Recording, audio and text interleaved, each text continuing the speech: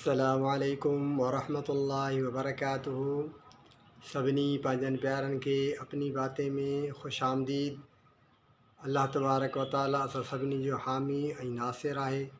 रमज़ान मुबारक जो भलारो महीनो अल्हम्दुलिल्लाह हली रहियो आहे। अॼु रमज़ान मुबारक जो अल्हम्दुलिल्लाह 13हों रोज़ो आहे। ॿियो ॾहाको हली रहियो आहे। पहिरियों ॾहाको हुयो अव्वलुहु रहमत जो ॾहाको हुयो। अल्लाह तबारक व ताला जी तरफ़ खां रहमत नाज़िल थी रही हुई। ॿियो ॾहाको आहे मग़फ़िरत जो, यानी हिन में असांखे अल्लाह तबारक व ताला खां पंहिंजा गुनाह बख़्शिराइणा आहिनि, अल्लाह साईं खां माफ़ी वठणी आहे। अस्तग़फ़िरुल्लाह रब्बी मिन कुल्लि ज़ंबिन व अतूब इलैह। इहो इस्तिग़फ़ार असांखे घणे खां घणो पढ़णो। बाक़ी असांखे रमज़ान मुबारक में कहिड़ा कहिड़ा अमल करणु घुरिजनि, उहे ही आहिनि त माण्हू पहिरियों कलमो तय्यब जेको आहे उहो घणो पढ़े। पहिरियों कलमो तय्यब घटि में घटि असांखे रमज़ान मुबारक में 70,000 पहिरियों कलमो पूरो करणो घुरिजे। ला इलाहा इल्लल्लाहु, ला इलाहा इल्लल्लाहु, पहिरियों कलमो इहो 70,000 असांखे पूरो करणु घुरिजे। हर माण्हू 70,000 दफ़ा पढ़ी छॾे, तमामु वॾा फ़ाइदा आहिनि हिन जा। ऐं ॿियो माण्हू अस्तग़फ़िरुल्लाह रोज़ानो घटि में घटि अस्तग़फ़िरुल्लाह, जे सॼो पढ़े त बि सही आहे, जेको मां तव्हांखे ॿुधायमि अस्तग़फ़िरुल्लाह रब्बी मिन कुल्लि ज़ंबिन व अतूब इलैह, या वरी अस्तग़फ़िरुल्लाह अस्तग़फ़िरुल्लाह अस्तग़फ़िरुल्लाह। टाइम मिले इहो माण्हू हिकु कलाक में बि 1200 दफ़ा पढ़ी वेंदो। घटि में घटि असांखे रोज़ानो 1200 मरतबा इस्तग़फ़ार करणु घुरिजे। ऐं घटि में घटि मां घटि में घटि ॿुधायां त असांखे रोज़ानो 300 मरतबा माण्हू दुरूद शरीफ़ पढ़े। कहिड़ो बि दुरूद शरीफ़ माण्हू पढ़े, पर दुरूद शरीफ़ असांखे पढ़णु घुरिजे रोज़ानो 300 मरतबा। जीअं नंढिड़ो दुरूद शरीफ़ आहे हिकिड़ो, अल्लाहुम्मा सल्लि अला सय्यिदिना मुहम्मदिन नबिय्यिल उम्मी व आलिही वसल्लम। दुरूद शरीफ़ 300 दफ़ा आराम सां माण्हू 300 मरतबा पढ़ी वेंदो। हिकिड़ो कलाकु माण्हू दुरूद शरीफ़ खे सुबुह जो ॾेई छॾे, हिकिड़ो कलाकु माण्हू इस्तग़फ़ार खे ॾेई छॾे,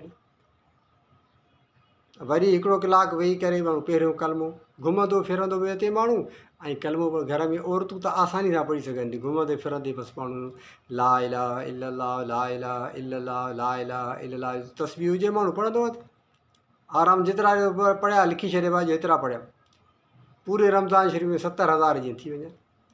ऐं अस्तग़फ़िरुल्लाह इहो रोज़ानो 1200 दफ़ा माण्हू पढ़े। दुरूद शरीफ़ 300 दफ़ा माण्हू पढ़े।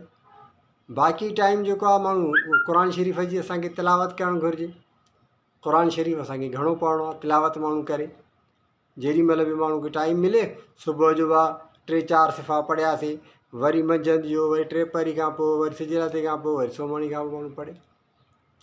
5 वक़्त जमात सां निमाज़ माण्हू पढ़े।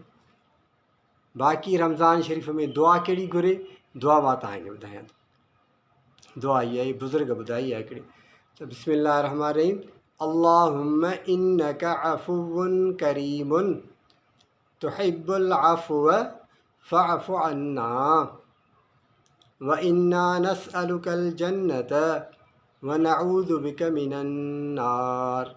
इहा दुआ, इहा माण्हू टाइम जेतिरो मिले, दुआ जो टाइम मिले, माण्हू घुमंदे फिरंदे इहा असांजी ज़ुबान ते जारी हुजे दुआ। अल्लाहुम्मा इन्नका अफ़ुव्वुन करीमुन तुहिब्बुल अफ़्व फ़अफ़ु अन्ना व इन्ना नस्अलुकल जन्नत व नऊज़ु बिका मिनन नार। इहा दुआ असांखे घणी पढ़णी आहे, इहा दुआ असांखे घणी पढ़णी आहे। ॿी जेके दुआऊं क़ुर शरीफ़ में आहिनि माण्हू निमाज़ खां पोइ पढ़े, बाक़ी हीअ दुआ माण्हू घुमंदे फिरंदे बि पियो पढ़ंदो वञे।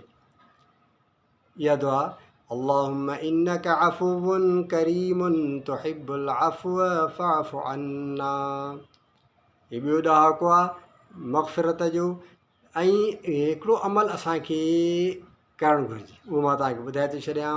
इहो अमल ज़रूरु कंदा कयो, रोज़े रखण जे टाइम ते बि, रोज़े छोड़ण जे टाइम ते बि, चाहे रोज़ो आहे या न आहे। जेको रखी सघे थो सिहतमंद आहे रोज़ो रखे, पर जंहिंखे आरज़ू आहे, का तकलीफ़ आहे, रोज़ो नथो रखी सघे, त उन जे मथां मयार न आहे। सुबुह जे टाइम रोज़ु रखण महिल 10 मिंट 15 मिंट दुआ घुरे अलाह साईं, दुआ जे लाइ वेही रहे, बसि दुआ वेठो करे। वरी इफ़्तारी महिल बि दुआ जे लाइ 10 मिंट अॻु में माण्हू अची करे वेही रहे, दुआ घुरे। इन टाइम ते बि माण्हू दुआ घुरे ऐं सुबुह जे टाइम ते माण्हू दुआ घुरे। ऐं ॿियो हिकिड़ो कमु कहिड़ो त जेॾी महिल बि आज़ान अचे जेॾी महिल बि 5 ई वक़्तु जहिड़े टाइम ते आज़ान ॿुधो न, आज़ान खां पोइ फ़ौरन दुरूद शरीफ़ पढ़ी करे ऐं हीअ दुआ 3 दफ़ा पढ़ी छॾे हर को, त इनशा अल्लाह जी महिरबानी सां उनखे का बि ख़राबु बीमारी न थींदी। अल्लाह जी मान में हूंदो अल्लाह जी बात। कहिड़ी दुआ आहे? अल्लाहुम्मा इन्नी अस्अलुकल अफ़्व वल आफ़ियत फ़िद दुनिया वल आख़िरती। इहा दुआ 3 दफ़ा पढ़णी आहे। आज़ान ख़तमु थियण खां पोइ दुरूद शरीफ़ पढ़ी पोइ इहा दुआ माण्हू 3 दफ़ा पढ़ी छॾे। जेॾी महिल बि टाइम मिले आज़ान ख़तमु थियण ॿुधे आज़ान ख़तमु थी आहे न त दुरूद शरीफ़ पढ़ी इहा दुआ 3 दफ़ा हर को पढ़े, नंढो वॾो मर्द माई जेका आहिनि इहे पढ़े, उहो महफ़ूज़ रहंदो हर वबा खां, हर बीमारी खां। अल्लाह साईं हुनजी हिफ़ाज़त फ़रमाईंदो। अल्लाह साईं सभिनी खे अमल करण जी तौफ़ीक़ अता फ़रमाए ऐं असांखे रमज़ान शरीफ़ में नेक साल अमल करण जी तौफ़ीक़ अता फ़रमाए ऐं क़ुरान अज़ीम क़ुरान करीम पढ़णु ॿुधणु ॿुधाइणु सिखणु सेखारणु सम्झणु ऐं सम्झाइण जी तौफ़ीक़ अता फ़रमाए। असांखे पंहिंजे नेक साल ॿारनि मां बणाए। व आख़िर दावाना अनिल हम्दुलिल्लाहि रब्बिल आलमीन। इन में हिकु ॻाल्हि अञा बि मां तव्हांखे ॿुधायां थो, जीअं ई वेठा आहियो हीअ ॻाल्हि मुंहिंजी ॿुधो था न, ओॾी महिल ई अमल करे छॾियो। इन जो वॾो फ़ाइदो आहे, फ़ाइदो मां तव्हांखे पोइ ॿुधायां थो, अमल में ॿुधो।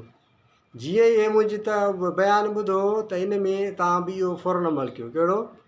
त या अल्लाह साईं असां सभिनी खे माफ़ु करे छॾियोसीं। छा चवंदासीं? या अल्लाह साईं असां सभिनी खे माफ़ु कयो, जंहिंखे बि असां जेका दिलि में कुदूरत हुई सभिनी जे लाइ कढी छॾी। या अल्लाह साईं तूं असांखे माफ़ु कर, असां सभिनी खे माफ़ु करे छॾियो, सभिनी खे माफ़ु करे छॾियो। पोइ तव्हां इन जो फ़ाइदो ॾिसिजो। दिलि में कंहिंजे लाइ बि कुदूरत न हुजे, कंहिंजे लाइ बि न हुजे, बसि चओ अल्लाह साईं सभिनी खे माफ़ु कयोसीं, सभिनी खे माफ़ु कयोसीं। त अल्लाह साईं ॾिसंदो जॾहिं तव्हां ॿियनि खे त माफ़ु कयो, अल्लाह चवंदो मां तव्हांखे माफ़ु करे छॾियो। इन जो फ़ाइदो इहो थींदो, तव्हां सभिनी खे माफ़ु करे छॾियो। दिलि में ओॾी महिल चओ अल्लाह साईं सभिनी खे माफ़ु कयोसीं, सभिनी खे माफ़ु कयोसीं। त इन नियत सां त अल्लाह साईं असांखे माफ़ु कयो, असां सभिनी खे माफ़ु करे छॾियो। माफ़ु करणु वॾी ॻाल्हि। दुआ त अल्लाह साईं तव्हांखे अमल करण तौफ़ीक़ अता फ़रमाए, इन ते ज़रूरु अमल करण तौफ़ीक़ अता फ़रमाए। व आख़िर दावाना अनिल हम्दुलिल्लाहि रब्बिल आलमीन।